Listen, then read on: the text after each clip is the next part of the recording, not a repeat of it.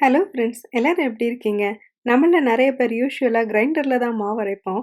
ஆனா, நம்ம சில நேரம் மிக்ஸிலயும் மாவு அரைக்க வேண்டியிருக்கும். சில நேரம் கொஞ்சோண்டு மாவு அரைச்சா போதும். அதுவும் ரொம்ப குயிக்கா அரைச்சிடணும், கிரைண்டர் கழுவுற வேலையெல்லாம் முடியல அப்படின்னா, நம்ம வந்து மிக்ஸில தான் அரைக்க வேண்டியிருக்கும். அப்படி அரைக்கும்போது நம்மளுக்கு எப்பவுமே டவுட்டா இருக்கும். நம்ம யூசுவலா கிரைண்டர்ல அரைக்கிற மாவு மாதிரி நல்லா சாஃப்ட்டான இட்லி வருமா அப்படின்னு சொல்லிட்டு. ஆனா, நீங்க சந்தேகமே பட வேண்டாம். ரொம்ப நல்லா வரும். அதுக்கு உண்டான ப்ரொபோர்ஷன்லாம் நான் இன்னைக்கு இந்த வீடியோல காட்டப் போறேன். நான் வந்து கிரைண்டர் வாங்குறதுக்கு முன்னாடி கிட்டத்தட்ட 7 ஆர் 8 இயர்ஸ் வந்துட்டு இந்த மாதிரி மிக்ஸியில தான் மாவு அரைச்சுட்டு இருந்தேன் யுஎஸ்ல. ஆனா ரொம்ப நல்லா வந்தது. அதனால நான் என்னோட எக்ஸ்பீரியன்ஸும், ஐடியாஸையும் உங்க கூட ஷேர் பண்ண ஆசைப்படுறேன். வாங்க வீடியோக்குள்ள போகலாம். நான் உங்கள் Vicky Xavier. Welcome to Vicky's kitchen. நீங்க புதுசா நம்ம சேனலுக்கு வந்திருக்கீங்கன்னா, சப்ஸ்கிரைப் பண்ணிட்டு தொடர்ந்து பாருங்க. ஃபர்ஸ்ட் எப்பவுமே ஒரு மிக்ஸி சூஸ் பண்ணும்போது நல்லா தரமானதா வாங்குங்க. நான் எந்த ஆடும் இல்ல. ஆனா நான் யூஸ் பண்ணிட்டு இருக்க வந்துட்டு பிரீத்தி செஃப் ப்ரோ யூஸ் பண்றேன். நீங்க என்ன பிராண்ட் வாங்குனாலும் அதில 750 வாட்ஸ்க்கு மேல பவர் இருக்கிற மாரி பார்த்து வாங்குங்க. அந்த கெப்பாசிட்டில இருந்தா தான் மிக்ஸி வந்து நல்லா உழைக்கும். ஹீட் ஆகாது. இல்லன்னா மாவு வந்து சீக்கிரம் ஹீட் ஆயிட்டு நம்மளுக்கு வந்து அந்த சாஃப்ட்டான இட்லி கிடைக்காது. இட்லி தோசை மாவு செய்ய தேவையான பொருட்கள். இட்லி அரிசி 2 கப். இட்லி அரிசின்னு தனியா விப்பாங்க. அதில தான் நெறையா மாவு வரும். சப்போஸ் அது இல்ல அப்டின்னா, நம்ம புழுங்கல் அரிசியும் யூஸ் பண்ணிக்கலாம். இங்க நான் பொதுவா லக்ஷ்மி பிராண்ட் இட்லி அரிசி வாங்குறேன். மத்தபடி எந்த இட்லி அரிசினாலும் வாங்கிக்கலாம். எல்லாமே சிமிலரா தான் இருக்கும். இப்ப நம்ம 2 கப் இட்லி அரிசி எடுத்து வச்சுட்டோம். அது கூட 1/4 கப் பச்சரிசி சேர்த்துக்கிறோம். பச்சரிசி சேர்த்து அரைக்கும்போது நம்மளுடைய இட்லி ரொம்ப சாஃப்ட்டா இருக்கும்.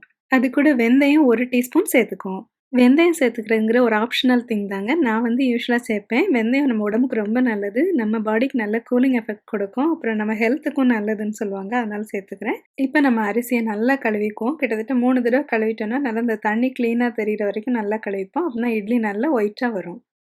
அது கூட கொஞ்சம் தண்ணி ஊத்தி ஊற வச்சுக்க போறோம். நம்ம 3லேருந்து 4 மணி நேரம் ஊற வைக்கணும்.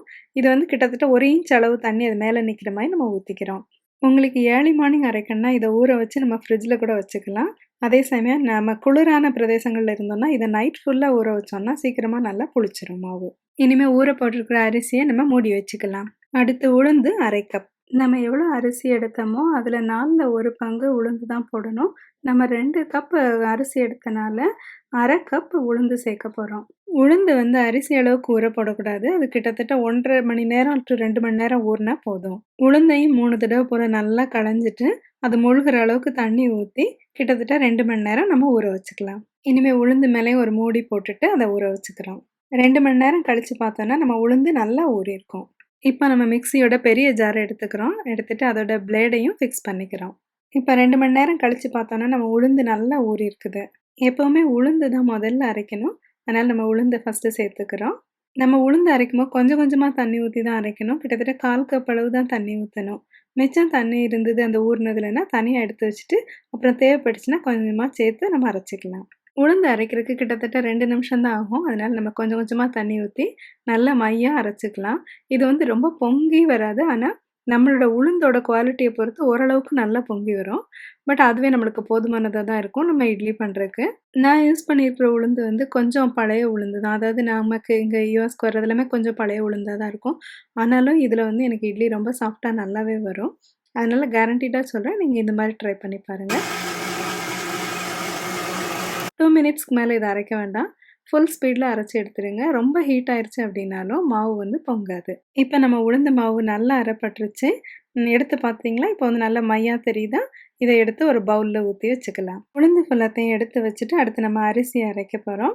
அரிசியில பாதிய வந்து நம்ம போட்டுக்கிறோம். என்னோட மிக்ஸி ஜாரோட கெப்பாசிட்டி வந்து அந்த அளவு தான் இருக்கும். ஸோ வந்துட்டு அந்த நம்ம ஊற வச்சிருந்தோம்ல 2 கப் அரிசி, அதில பாதிய போட்டுட்டு, இப்ப அரைக்க போறோம்.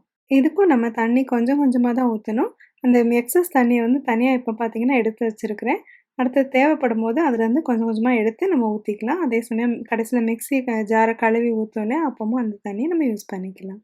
இப்ப முதல்ல போட்டிருக்கோம் இல்லையா? 1 கப் அரிசி. அத அரைக்கிறக்கும் 2 நிமிஷம் தான் ஆகும். அந்த 2 மினிட்ஸ்க்குள்ள நல்ல ஹை ஸ்பீட்ல வச்சு ஃபாஸ்ட்டா அரைச்சு நம்ம ஊத்தி வச்சுக்க போறோம். இப்ப பார்த்தோம்னா, நமக்கு இட்லி மாவு நல்லா அரைப்பட்டுருச்சு. நல்லா சாஃப்ட்டா அரைச்சு எடுத்துக்கோங்க. ஸ்மூத்தாவே இருக்கட்டும். அப்பதான் இட்லி வந்து இதில நல்லா வரும். நம்ம இந்த அரிசி மாவ அரைச்சு வச்சிருந்தோம் இல்லையா? அந்த உளுந்து கூட சேர்த்துக்கிறோம். அது மாதிரியே மீதம் இருக்கிற அரிசியும் நம்ம போட்டு அரைச்சுக்க போறோம். அதனால நம்ம மிக்ஸியில சேர்த்துட்டு, அது கூட நம்ம உப்பு சேர்த்துக்கணும்.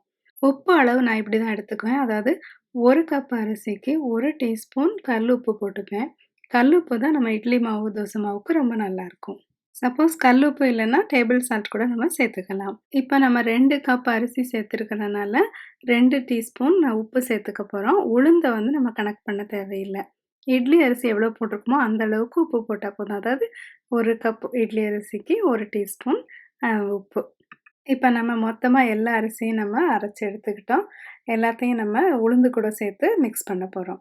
கொஞ்சமா ஒரு 1/4 கப் அளவு தண்ணி ஊத்தி, அந்த மிக்ஸி ஜாரையும் நல்லா அலசி நம்ம அதில சேர்த்துக்கணும். அடுத்து இந்த மாவெல்லாம் நல்லா நம்ம மிக்ஸ் பண்ணிக்க போறோம்.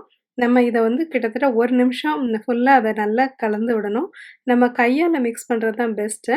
நம்ம வந்து இப்போ ஒரு மிக்ஸர் மாரி காட்டியிருக்கேன்ல, இந்த மிக்ஸர் வச்சு நான் மிக்ஸ் பண்ணாலும் கையால ஒரு தடவ மிக்ஸ் பண்ணி விடுவேன். ஏன்னா கையால மிக்ஸ் பண்ணும்போது தான் அது வந்து புளிக்கும். ஏன்னா அப்படிதான் சயின்டிஃபிக்கா அத ப்ரூவ் பண்ணியிருக்காங்க. இந்த பாக்டீரியாஸ் வந்து அப்பதான் நல்லா கரெக்ட்டா உருவாகி அது வந்து புளிக்கும். அ இப்போ வந்து நல்லா மிக்ஸ் பண்ணணும் அப்படிங்கிறக்காக 1 நிமிஷம் அல்லது 60 தடவ நம்ம வந்து கையால நல்லா கலந்து விடணும் அப்படிங்கிறக்காக இப்படி காட்டியிருக்கேன்.